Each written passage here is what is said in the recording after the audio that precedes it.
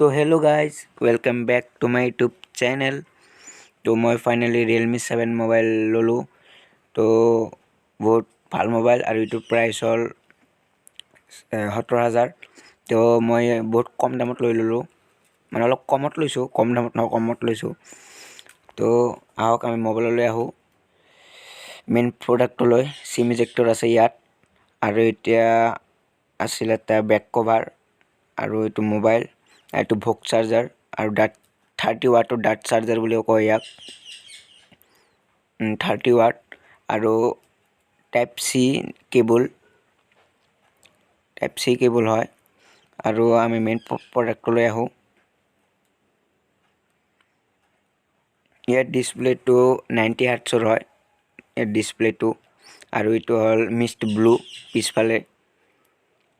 আৰু ইয়াৰ যিটো কেমেৰা, পিছফালৰ কেমেৰাটো 4টা কেমেৰা আছে, 64, 8, 2, 2, আৰু ফ্ৰণ্ট কেমেৰা 16 মেগাপিক্সেল। আৰু আমি এবাৰ মোবাইললৈ আহোঁ, মোবাইলৰ ভিতৰলৈ আহোঁ। তো ৰিয়েলমি বুলি লেখা উঠিল, এতিয়া অন হৈ গ'ল। তো বহুত ভাল লাগে মোবাইলটো। আৰু ইয়াৰ প্ৰচেছৰ হ'ল G95 Helio G95 প্ৰচেছৰ, আৰু ইয়াৰ বেটাৰী এমএইচ হ'ল 5000 বেটাৰী এমএইচ। আৰু আপোনালোকতো মই ক'লোৱে 4টা কেমেৰা, আৰু কি ক'ম আৰু। তো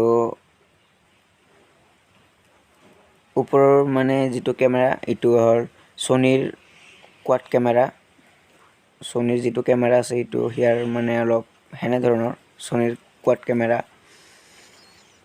আৰু গাইজ মোবাইলটো আপোনালোকে ল'ব, আৰু এইটো মই 16,000 টকাতে লৈ ল'লোঁ।